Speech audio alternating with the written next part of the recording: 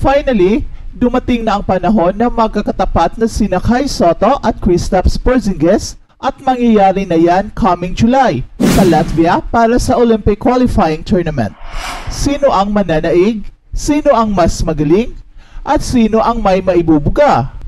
Well, as much as we dig into individual skills in this video, ay tutukan natin kung ano ang mabibigay ni Kai Sotto sa Gilas upang talunin ang Latvia more than his individual duel with Kristaps Porzingis. Pero paano kung hindi maglalaro si Kai Sotto? Without Kai Sotto at maglalaro naman itong si Kristaps Porzingis, ay ito talaga ang worst case scenario para sa Gilas. Wala tayong pantapat kay Kristaps Porzingis in terms of height because he is a legit 7'3" skilled big man, at sino ang babantay sa kanya kung wala si Kai? Without Kai, our tallest player, ay we only have 6'10" na sina Junmar Fajardo at AJ Edo. Kaya napakanipis ang ating front court considering na merong Kristaps Porzingis ang Latvia.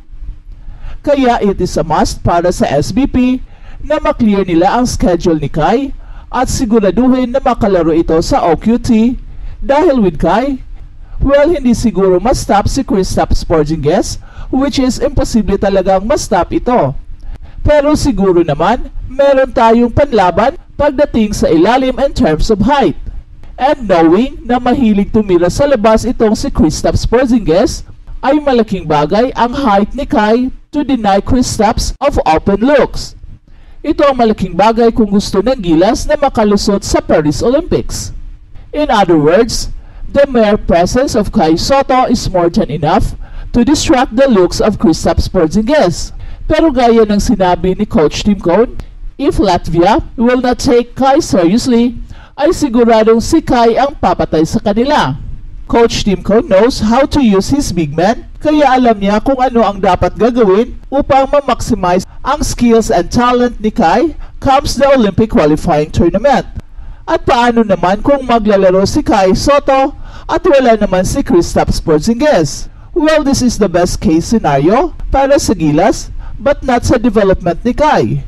Pero kung wala si Kristaps, ay mas gaganda ang ating chances of beating Latvia. Pero mas mainam na at this early, ay makakatapat na ni Kai itong si Kristaps Porzingis upang malaman mismo ni Kai firsthand kung ano pa ang kanyang mga kakulangan. Experience is the best teacher, ika nga, kaya siguradong napakalaking tulong kay Kai kung makakatapat niya itong si Kristaps Porzingis ngayong Olympic qualifying tournament. Pero in all reality, ay napapalibutan pa ng maraming misteryo kung maglalaro ba si Kai Sotto para sa Gilas sa OQT, and what if merong mga conflict sa kanyang NBA dream, ano kaya ang kanyang uunahin? Well, the same thing with Kristaps Porzingis na hindi rin natin alam kung maglalaro ba siya sa Latvia sa OQT considering na injury prone itong si Kristaps. So baka instead na maglaro ay magpapahinga na lang siya considering na isang championship contender ang Boston Celtics ngayon sa NBA. Well, it remains to be seen kung kakayanin ba ni Kai ang bilis ni Kristaps Porzingis, and at the same time, aabangan rin ng buong mundo, especially ng NBA, ang tapatang ito with the hope na makitaan ng mga NBA teams si Kai Sotto ng NBA potential. At kung maganda ang performance ni Kai versus Kristaps Porzingis, ay siguradong it will merit him an NBA call-up. At nakasalalay ang success ni Kai against Kristaps Porzingis sa Olympic qualifying tournament. Kay Coach Tim Cone, who is expected to put Kai in a position to get most out of his Gilas stint. Nagsalita na si Coach Tim Cone na kung hindi seryosohin ng mga European team si Kai Sotto, ay siguradong may kalalagyan sila. At pati si Kai Sotto mismo ay nagsalita na rin kung paano siya naging pinaka-komportable sa sistema ni Coach Tim Cone.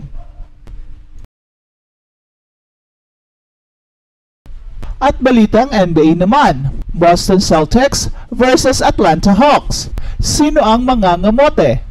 First quarter, umaarangkada na kaagad ang opensa ng Boston Celtics, Jaylen Brown, mid-range jumper. At turnover kaagad ang Hawks, fast break for an open one-handed slam ni Jaylen Brown again. At sagot naman ng dunk itong si Clint Capela. At Kristaps Porzingis, tira ng tres. Gandang drive dito ni Jason Tatum, walang-wala ang depensa ng kalaban. At Dejounte Murray, perfect three-pointer sa gilid. At sinundan pa ni Dejounte Murray ng isang layup, sinundot pa ni Kristaps Porzingis pero pasok pa rin. Pero bumawi itong si Kristaps Porzingis, attacking the basket for 2. End of the first quarter, 29-28, lamang lang ng 1 point dito ang Boston Celtics. Second quarter, dikit pa rin ang labanan, palitan ng basket ang bawat kupunan.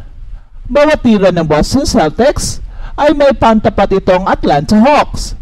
Garrison Matthew, 3-pointers sa gilid, gandang pasahan dito ng Atlanta Hawks.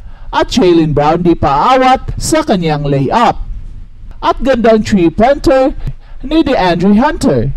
And for the lead, tira ng 3 sa gilid itong si Dejounte Murray.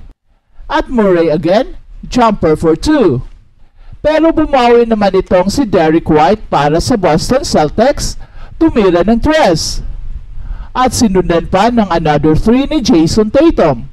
Palitan ng lamang dito, super dikit ang laro. End of the second quarter, 63-59, lamang ng 4 points dito ang Boston Celtics. Third quarter na, Clint Capella, sinubo nilang sa ring ang bola. At Jrue Holiday, libre sa gilid, tumira ng 3-pointer. Pero bawi itong si DeAndre Hunter ng isang 3.